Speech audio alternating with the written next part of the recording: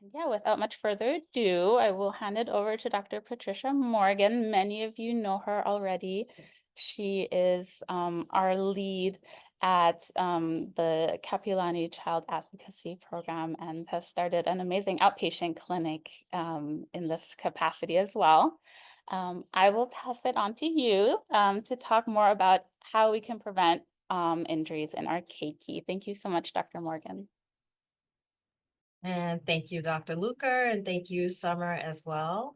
And let me pull up the presentation.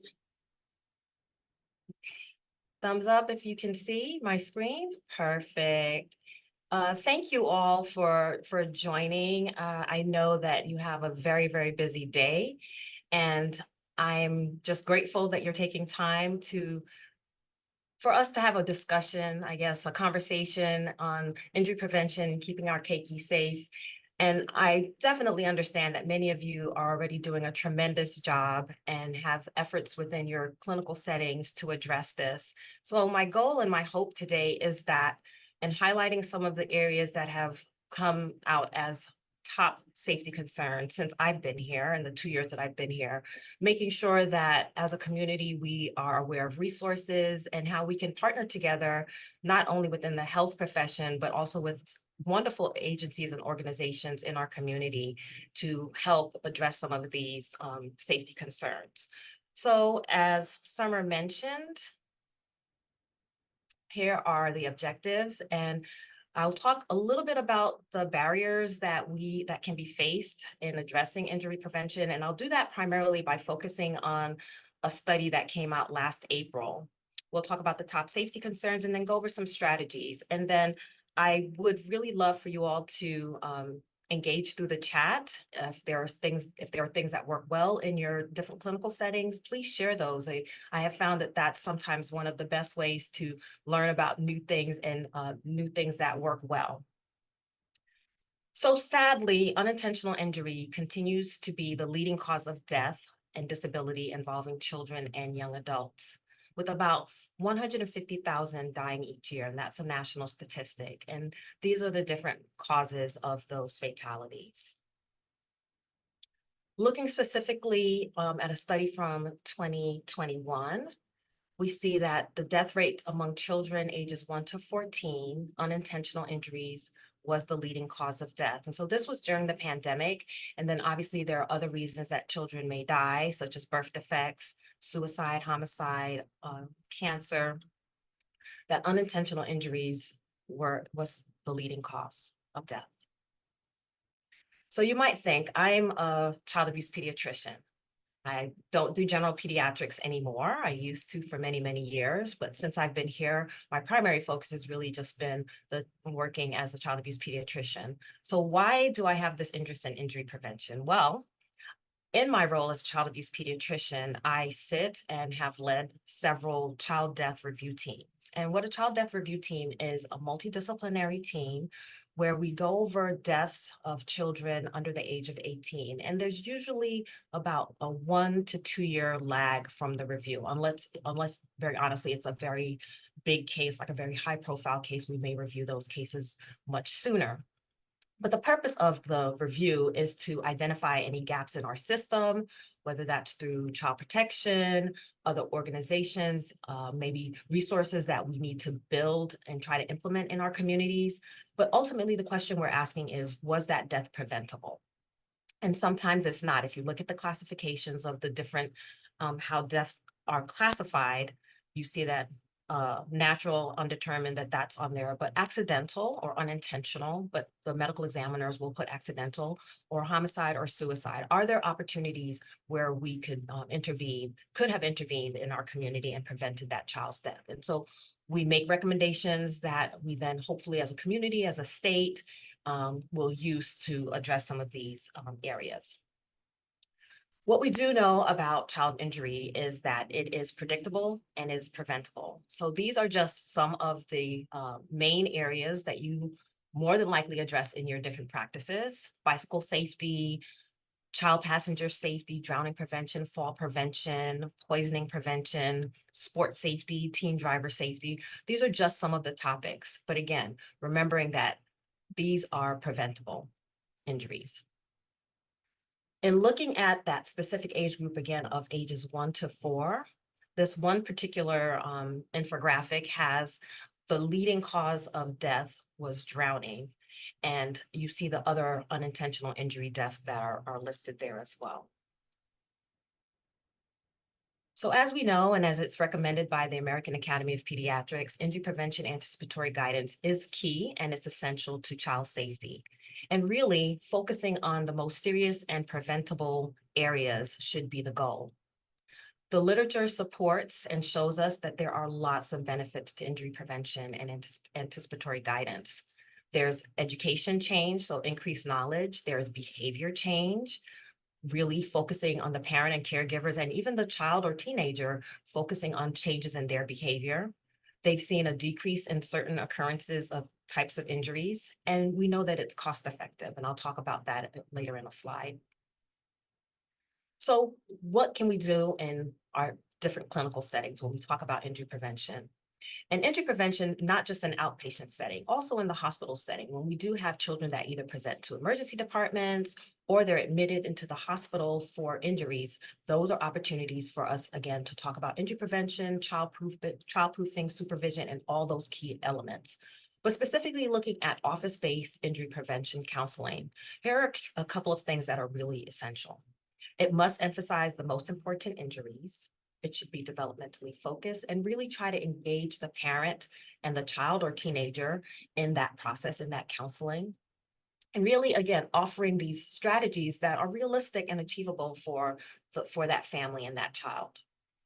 And because everyone's super busy, being able to adapt and incorporate this into well visits and into the office practice, these factors have shown to be the leading cause of successful injury prevention anticipatory guidance. So now I want to shift and talk about this study that came out last April. Pediatrician reported injury prevention anticipatory guidance by patient age group.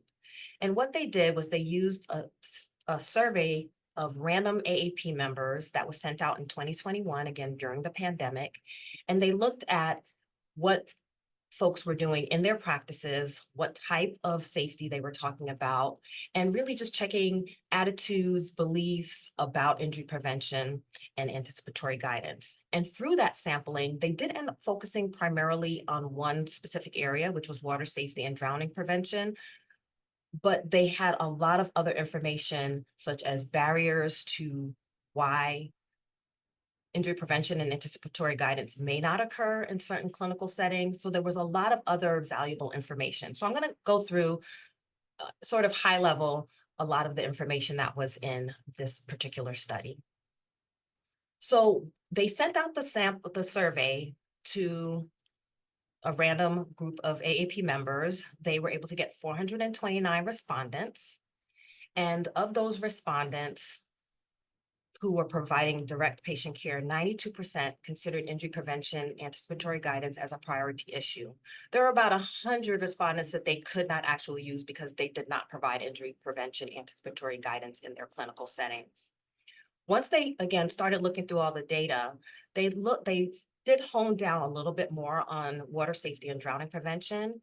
And one statistically significant issue that they noted was that of all the respondents, about 53% reported that when it came to teenagers and water safety and drowning prevention, that they did not provide as much counseling. And it was a statistically significant difference. So they asked the questions based on the different types of child safety, and they asked based on age groups. So the 4 age groups were less than 1, that 1 to 4 year age range, 5 to 12, and then 13 and under. So for those that were in the infant, there were about a 60–70% chance that they were going to counsel. It was a little bit higher for the 1 to 4 age range, and even a little bit higher for the 5 to 12, but then it dropped to 53% for teens. And I'll explain why that's important in just a moment. After looking at all the data, there were a couple of conclusions. One that we already are aware of is that, as I mentioned, the pediatricians that were giving counseling on water safety and drowning, that they were not doing that for adolescents, and that the injury prevention across all the other different mechanisms was actually pretty high. And that targeted outreach and education to increase injury prevention, especially for adolescents when it comes to drowning and water safety, needs to be a multi-pronged approach, as well as addressing your approach with other injury deaths. So this is a table from the study. And one thing that I like to highlight is that car seats and child safety, child passenger safety was actually the same across those 4 age groups in terms of injury prevention counseling. And then you'll see the other areas that they asked about: poisoning, water safety, drowning prevention, which I've mentioned, burn prevention, bicycle helmets, and then sports safety.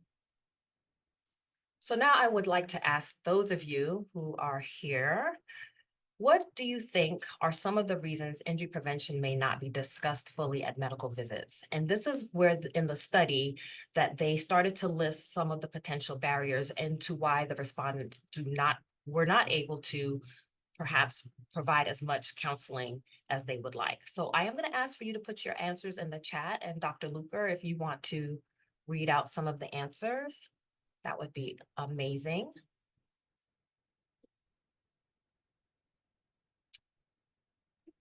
Unmuting myself would also help.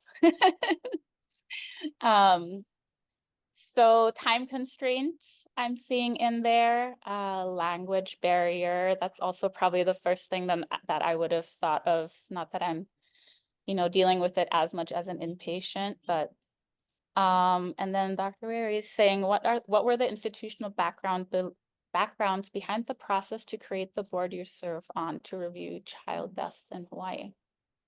Interesting question. Oh, I'm sorry, I didn't understand that last question, but I will Oh, address that towards the end if that's okay, because I'll have you reread absolutely. it.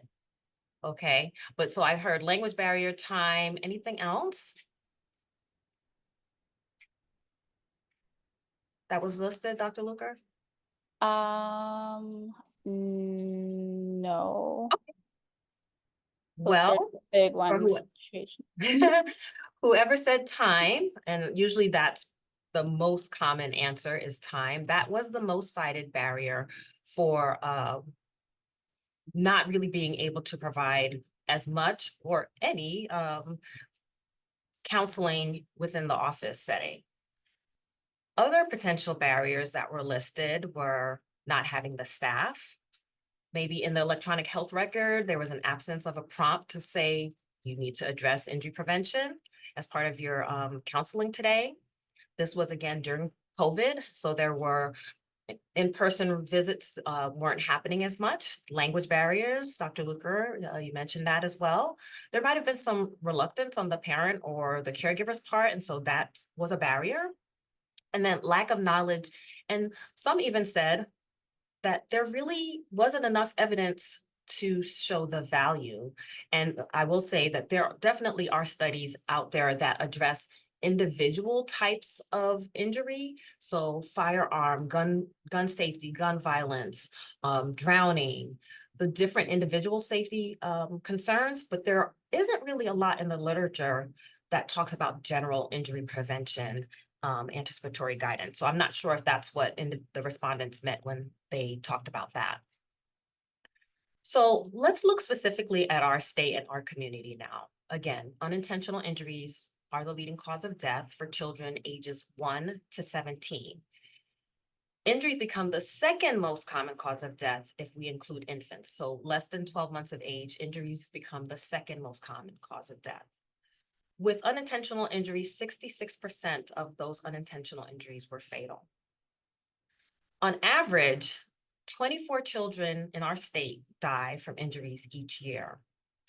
Our number is a little bit lower than the rest of the nation, where it's 12.2 deaths per 100,000. For our state, it's 8.6 deaths. And I'm sure we are all saying we would love for that number to be 0. If you look at children who were treated annually in the ED in our state, 23,500, 373 children are hospitalized from injuries each year. Looking at the fatalities due to unintentional injuries in our state, here's a list of the common causes.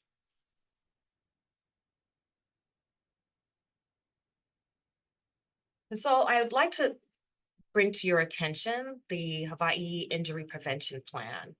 This is the latest version, 2018 to 2023. There was another version that came out, it was 2012 to 2017. And this is a collaborative effort between the Department of Health, EMS, and the Injury Prevention Systems Branch and the Injury Prevention Advisory Committee.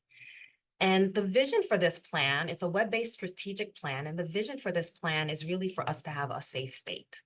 And so the strategies that are raised in this plan can be used for collaborating with community partners, addressing policy, making policy, building community organizations and community partnerships, and of course for research. And so there are 8 areas, 4 of them are considered core areas that are highlighted and addressed in this strategic plan. The core areas are drowning prevention, fall prevention, suicide prevention, and traffic safety. And you see listed there the special and emerging areas as well. So now we'll talk about the top safety concerns for the children in our state. Safe sleep, water safety, drowning prevention, and window safety.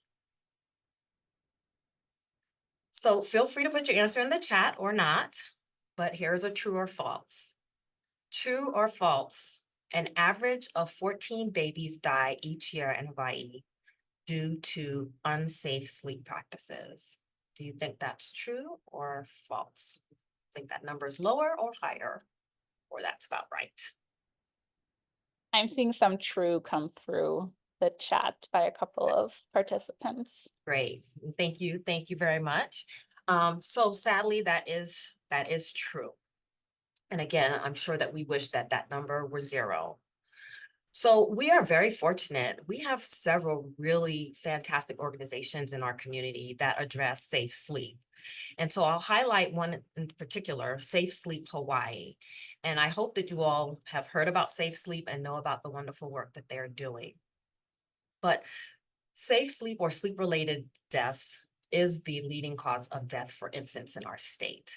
And so when I gave that statistic earlier about injuries being the second most common once you include infants, it's because sleep-related deaths is the #1 reason for infant deaths in our state. And so with the Safe Sleep Hawaii, they have this really big push to remember the ABCs.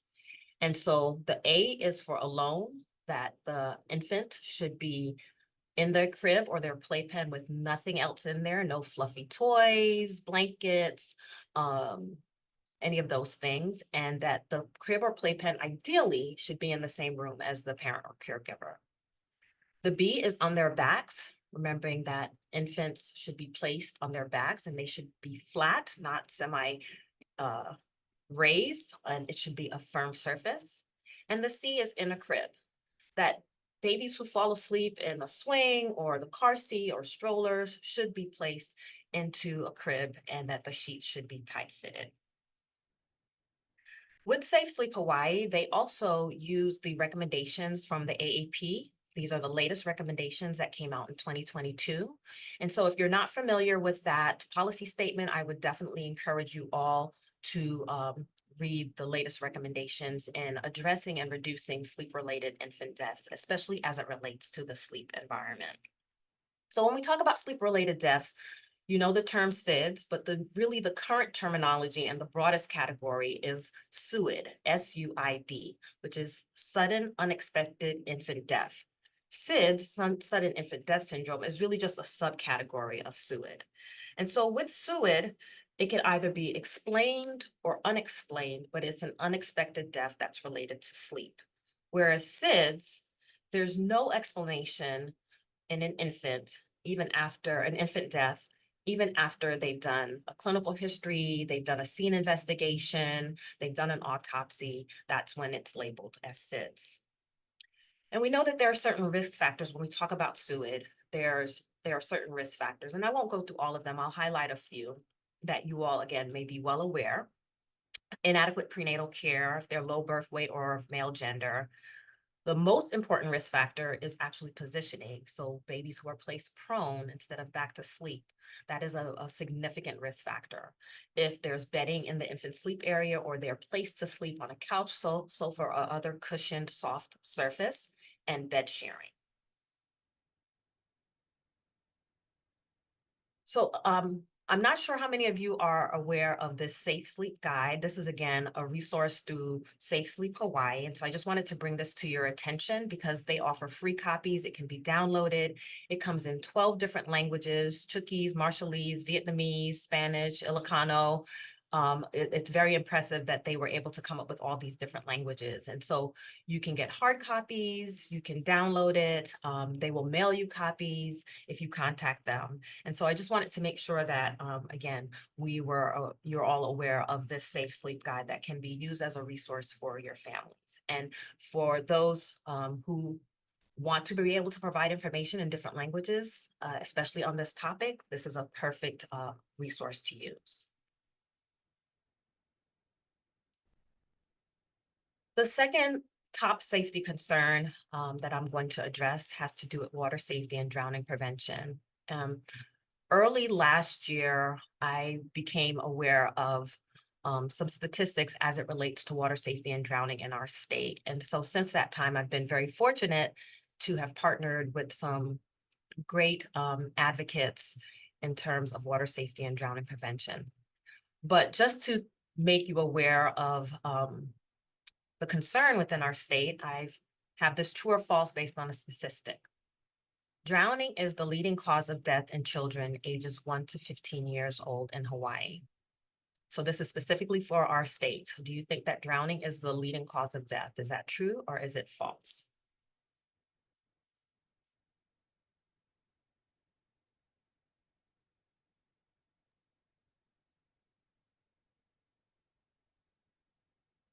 Are there We're answers? getting mixed board this time. Some true, some false.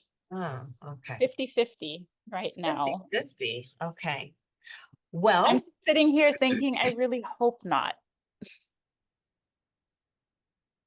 it is sad, but it is true. It is the leading cause of death in our state. And you see some of the other conditions that are causes of child death in our state. And I will tell you, I learned the statistic last year. Not only is it the leading cause of death, when you look at national, at the states and their drowning rates, we're second. Alaska is number one. We are second in drowning being the cause of death for children. And that is enough to really, sort of shake us to our core, right? Because if you remember one of the first slides, I said that child injury is preventable. So what can we do as a community? And so I will invite those of you who were not able to see a pediatric grand rounds that I am back in January. There is a recording, and I'll send that link over, Summer, to you to send out to the group. I don't know how that works, but if that might be helpful. Just talking really in depth about water safety and drowning prevention. But yes, it is sad but true that that is the leading cause of death for our children.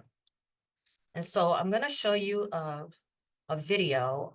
Again, I think that the more we learn about water safety and drowning prevention, the more we're able to share. One of the things, again, that was cited in potential barriers is not having enough knowledge. And so if there's even one thing that, you can take away from any of these top safety concerns, that is beneficial, and then sharing it with our colleagues. But one thing that I was brought more to my attention is that we think about drowning as sort of this very loud splashing, that's going to raise the attention. And actually, drowning happens a lot of times in silence. And while we want water safety to be the goal and we want to prevent drowning, that we also want to prevent a death from drowning. So being able to identify what drowning looks like and what we're able to do once we identify that someone may be drowning, whether that's a child or an adult or a teenager. So I will share this video and hope that.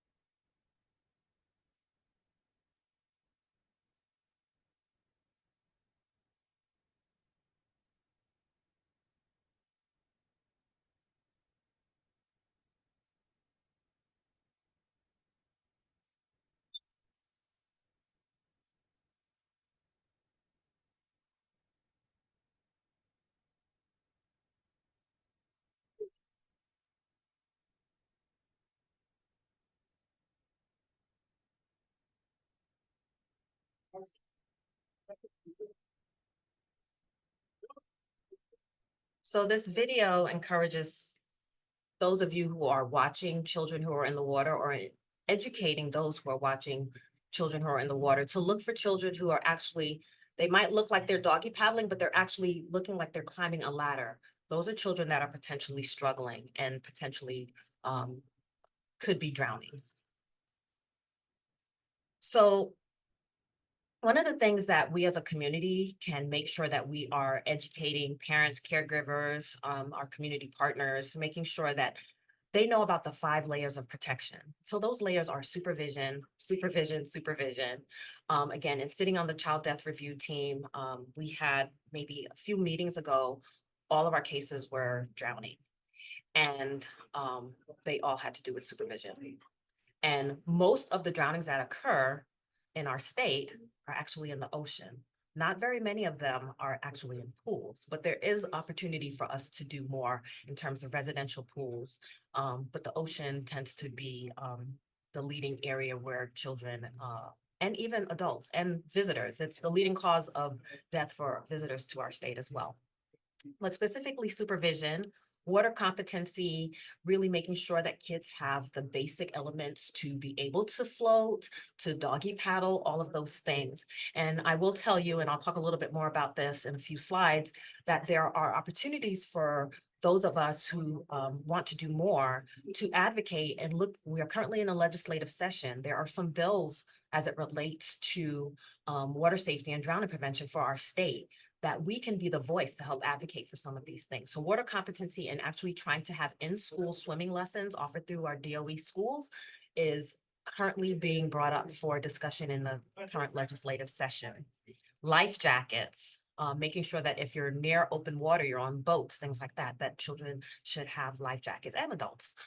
Emergency preparation, knowing CPR, access to AEDs, rescue tubes, all of those things are essential as another layer of protection. And then if you do have residential pools, that you have 4-sided barriers, fencing, alarms, again, all of that to keep children and teenagers safe. So I do want to focus on supervision, because I think that this is, again, where, as I mentioned, the child death review that I sat on a few months ago, where all of those cases had didn't have appropriate supervision. So one of the things with supervision is that remembering the 3 C's, and there actually is a 4th C, but that the supervision needs to be close. We know that kids can drown within a small amount of water, and if an adult is not close enough in arm's length reach to address that, that can be a potentially devastating outcome. And it should be constant. We really cannot have adults who are watching and supervising children have inconsistent supervision. And that person who's supervising needs to be capable. They need to be able to act and intervene if there is a water emergency. And then the last one being contact, where if you have infants, toddlers, swimmers who aren't as strong, that there really needs to be, again, close contact with that young one. So obviously this is not what we want, right? This is not what appropriate supervision looks like. If you have children you want to avoid all distractions. So not being on your phone, not having conversations, not reading a book, not drinking alcohol, not being on your phone. All of those things are important reminders to adults who are watching children. This is what we should see. We should see the adult looking straight on, observing the children who are near the water, in the water, no distractions, and really eyes on. So one of the things that we're doing here in the state to make you aware of some efforts, and these are things, again, that you can have set up in your office, is providing water watcher cards. These water watcher cards are what individuals who are watching children who are at or near the water, what they wear to be identified as the adult who is actively watching the children. And so the wearer of the badge really promises to keep their eyes on the children at all times, avoid all those distractions, as I previously mentioned, and not leave that area until they have an appropriate adult who will take over, and then they can actually hand the water watcher card. And so if any of you are coming to the AAP conference next month, we will have samples of these water watcher cards. And there are ways that you can get these cards again so that you can have these in your office. We've done things where we've gone to the beaches and handed them out, and it's been really well received. So again, something simple that you could probably add to your office counseling. Another resource that I have found is very helpful. It says Aquatic and Pool Professional Toolkit, but it's been used by pediatricians. These are water safety guides. They're age appropriate, infant, toddler, preschool, school age, teenagers, even how do you get your child in a swim program, and then reminding even parents about and caregivers about the bathtub and home water safety. So these are principles that can be used in your office, and I'll have a QR code up at the end so that you can have be able to get those if you see fit. And with that, I'm going to switch to the last top safety concern for children in our state, and another statistic. True or false? We're talking about window safety and window fall prevention. About 50 children fall out of windows each year in our state. Do you think that's true, or do you think that's false?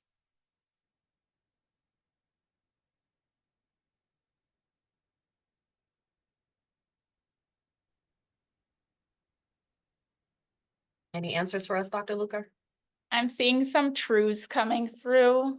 That sounds about appropriate from what I feel like I experienced through the hospital environment as well. So More truths. I wonder if more you tricked truths. us this time, though. I did trick you all. I knew people were going to think it was going to be another true. This is actually false. It's about 80 children fall out of windows every year in our state. Some come to the hospital and are admitted, some do not. But yeah, 80. It was a shocking number for me too. I was worried the number would be higher, to be Yeah. honest. Oh, no. So again, nationally, there are kids who fall from buildings. 70% fall from second or third story windows each year. And children who are at higher risk are boys, if they're younger than 5. And obviously, if their parent or caregiver is distracted, maybe they're cooking, they're watching other children, they're hosting a party, what have you, and don't recognize that the child is not there, and then the child has fallen out of a window. So there are opportunities to make your parents aware, right? If you just, as part of your counseling, you could ask them, how many children do you think fall out of a window each year in our state, and see what that number is. And I will almost guarantee you they won't get the number right, and they will be shocked by that number. And sometimes shock value does go a long way.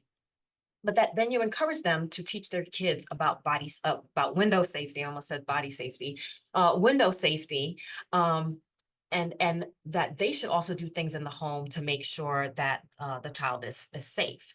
So remembering that kids are going to be curious, they're going to be playful. If you have furniture that's near that window, they may be curious and they may try to go look out, or maybe they saw a cartoon where the cartoon character jumped out of a window and they think, oh, I can do that, or I can fly. Things like that are reasons why, unfortunately, kids may take a tumble from a window. So in talking about window safety, a couple of things, and I'll tell you a little bit more about these resources at the end when I'm going through some specific resources and things that you can do and share with your office staff and within your offices. We really should not be opening windows to more than 4 inches. Doesn't mean that we can't, but the ideal number of inches is 4 inches. And then you want to install a window stop that's recommended or certified by ASTM. If you do open a window more than 4 inches, you then want to use a window guard. And so what I have here, these are pictures, my wonderful colleague, Lisa Dow, and I'll talk a little bit more about who she is, because she's a wonderful resource for all of you. That shows a picture of the window stop. And then next to that is a cling that can be placed on a window so that parents are reminded how much they should be opening that window. So if you put it at the bottom of the window, they can see the window should not go higher than the 4 inches. It's just a great reminder. So other things that we share with parents about window safety is, if possible, and I know we live in a state where we want we'll have our windows open a lot, but if not, then the window should be closed and locked. We shouldn't allow children to play near windows, balconies, or decks. And reminding kids that the screens, and the parents, that screens are not a safety device. They are to keep bugs out, but they don't keep children in. Keeping furniture away, not underestimating that kids are quick, right? I look at their little legs and they're running away from their parents. And how do those little legs move so fast? But they are quick. And so remembering that, and that out of eyesight, things can happen in a very short period of time. And it has been suggested that if around your windows to provide some kind of landscaping and things like that. So that helps lessen the impact of a fall. So in the remaining time, I'm going to just highlight some strategies. And again, these are things that you may already do, and maybe there might be something new that you could learn about and perhaps implement within your office practice. One of the things that I'll talk about is a very effective program, a prevention program. It's evidence-based injury prevention based on development. I'm going to talk about the TIP, the injury prevention program. I'll share a little bit more information about that. Other things that you may or may not do, putting signage in your offices, informing parents or offering classes for parents in your office, providing handouts. And I know we're trying to be, very conscientious about how much paper we use. So having QR codes that parents can just scan with their phones, almost everyone has phones now, that takes them directly to websites such as Safe Sleep Hawaii, or learning more about window safety or water safety. And so the injury prevention program is a program sponsored through AAP. It's offered through AAP. It's developed and maintained by the AAP, and it stresses safety counseling as a standard of care for PCPs. And it has a schedule and these handouts that allow you to really share the counseling at well child checks based on their age, and it's developmentally based as well.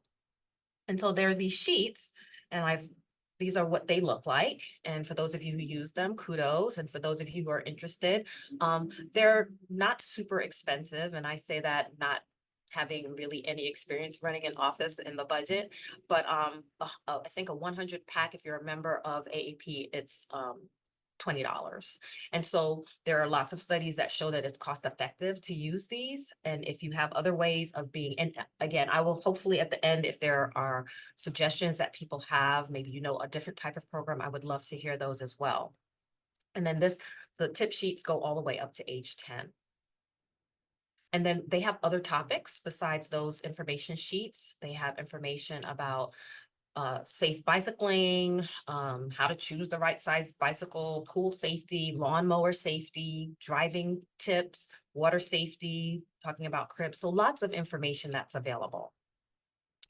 The benefits of TIPS, this program, again, evidence-based, medical cost savings. And you see that this number in 2015, the total medical cost of injury-related deaths of children aged 19 and younger was $153.2 million. That number has almost doubled in 2023. That number has almost doubled. So we are able to have cost savings if we, again, provide this counseling through the office. Children who are able to develop and become teenagers and then young adults and adulthood, that there's benefit to that, to our society, when you have children who then continue to become employed adults and give back to society. And then there are quality of life benefits. If a child is significantly disabled due to a childhood injury, there are costs that are associated with that. So I hate to make this about costs, but when we think about legislative efforts and advocacy, a lot of times that's tied to money. And so being aware of those things, it's very helpful for us as a community, as a healthcare community. What else can you do? If you are able to, in your different practices and clinical settings, recognize certain safety awareness dates. So one that just passed was Safe Sleep Week. And so you could have very dedicated and directed efforts, prevention efforts during those weeks. So October is Infant Safe Sleep Month. Maybe you do something, have some additional information in your office during that time.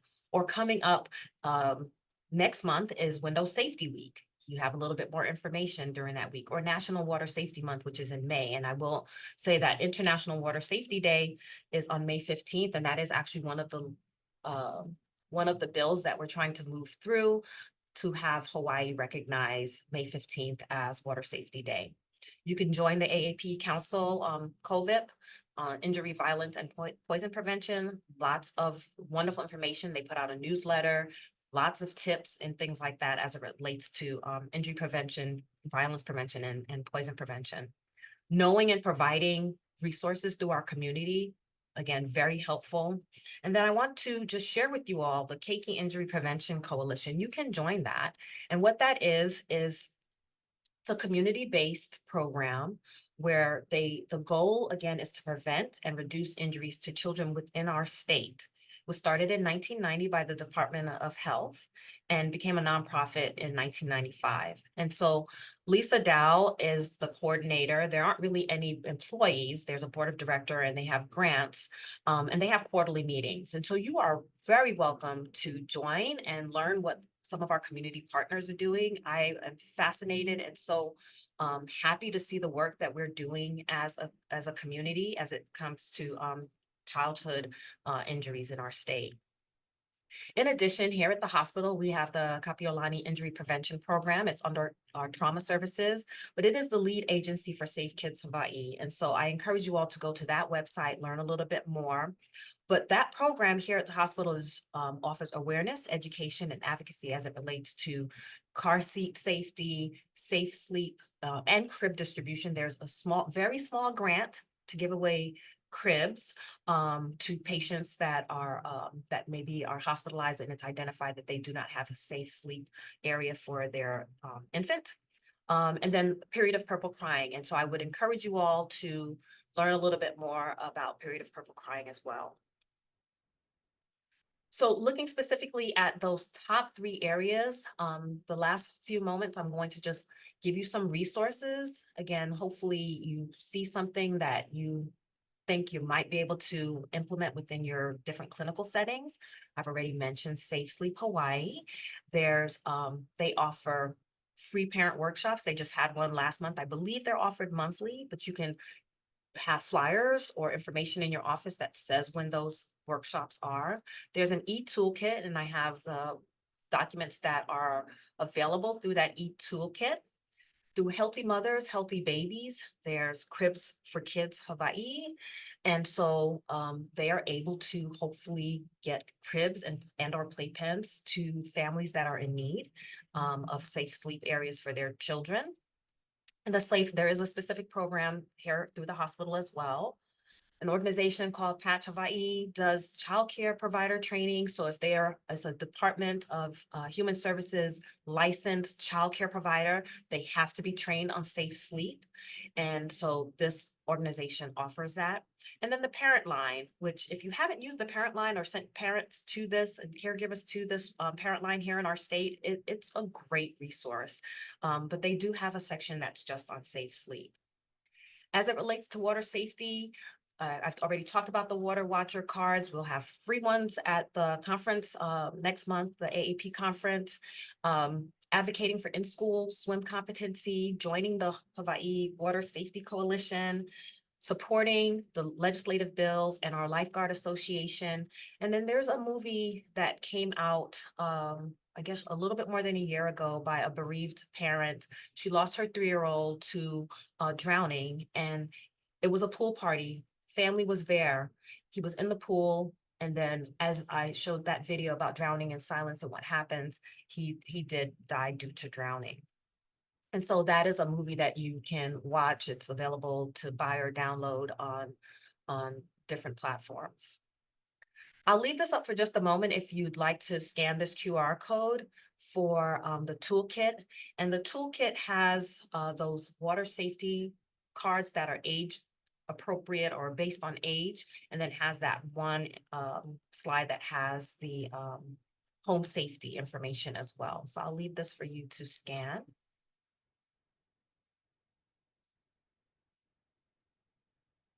And this is one of the slides that, one of the guides or pamphlets that are that's available through the National Drowning Prevention Alliance. Regarding the window safety resources, you can place signs such as this one, preventchildinjury.org org. This is available through their toolkit. You can put signage in your office. And then if you contact Lisa Dow, and this is her email, she can get you free window stops and window clings that you can then have in your office as well to provide to families. As a child abuse pediatrician, I definitely have to remind everyone that next month is Child Abuse Awareness Prevention Month, and April 5th is Wear Blue Day. And just remembering that while we've talked about unintentional injuries, there are children who do die in our state due to inflicted or intentional injuries. And so an opportunity for us to raise awareness, whether it's within our practices, with our colleagues, very important. And here's my contact information. I am available to discuss cases, ask questions, answer questions, have conversation, suggestions. If there are things that, that we can do differently as a community, we are definitely open to all of that. I get lots of calls from colleagues, community pediatricians, pediatric healthcare providers, where there are concerns for different types of maltreatment or concerns about safety. Our role is really to advocate and help protect children and to partner with you in that way. So just in closing, remembering injuries are not accidents, they are preventable, they are predictable, and that the wonderful work that you're already doing and work that you can continue to do, that counseling is so important to prevent childhood injuries, disability, and death. Providing information and resources is essential, and that we really can save lives by continuing to do this work. So with that, I will take any other questions. I want to thank Lisa Dow, and then these are some of the colleagues who we are now championing. Water safety and drowning prevention, as it is the leading cause of death for children in our states. We are probably doing about 7 presentations between now and October to different institutions. And so I'm just very grateful to be a part of this great group, this panel, and definitely want to just mention Jessamine Horner, who's a bereaved parent and spouse, who has taken and championed this effort. And with that, I will stop talking. We have 8 minutes. If there are questions, I know there was one question, Dr. Luker. I would like to just address that specific question. I think it was about child death review. Yes, in the very beginning, you're right. So the question was, what were the institutional backgrounds behind the process to create the board that you serve on to review child deaths in Hawaii? Can the person who asked that question unmute, please, so that I can better understand, because I'm not sure that I'm fully understanding the question. Yes, this is Dr. Weir in Guam. We don't have a program like that here, and I would like to know just how it got started. So so thank you for helping me understand. So it's basically started, what's the best way to explain it? It's state mandated, if you will. And so I would have to look into that to see what's the possibility or what are the ways that that could happen for Guam. I think that's a great idea. I will. And if you'd like to put your contact information so that I can reach out to you, or you have my contact information, I would love to get back to you with a more specific answer, but specifically every state has it. And so it's mandated, it's the funding comes through part of the legislation. There are certain allowances for us to be able to review all of the child deaths in the state. And so I would have to find out and get some information back to you on that. What other questions, if any? I actually did have a question. I was wondering if these resources, specifically the handouts, are also available in other languages, specifically the commonly used ones within our state, which I know are hard to get translations for. Yeah, so great question. To my knowledge, really the safe sleep is the one that has the best language variety and variations. The other ones might be English and Spanish, but I would have to let you know, but definitely the safe sleep. And since for infants, that's the leading cause of death in our state, I would definitely encourage folks to make sure that they have access to those. The other ones in terms of water safety and window safety, I do not believe are in other languages like that are helpful for our community. But if people are interested, you know, we can always try to write for grants and try to get different information out in these different languages. There are definitely opportunities we can work together as a community. We've been speaking about it a lot within our group as well, just I'm really sure. wanting to be better able to provide this information in the appropriate languages. Yes.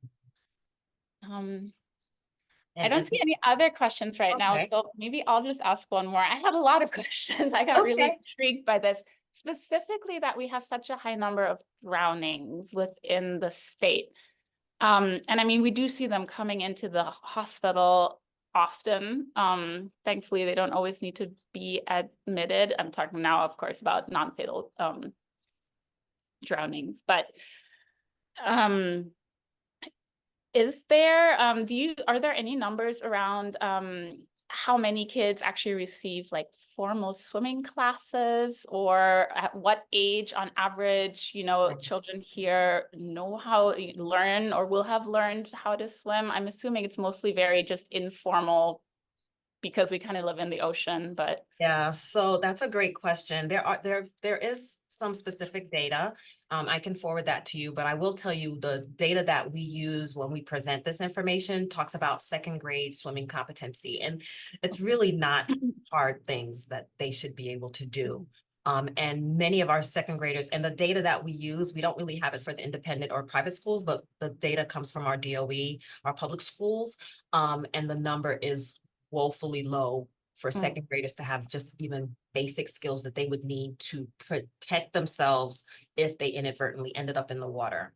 And so that's why there's this legislative push to have offer in school swimming competency just to get them to the bare minimum.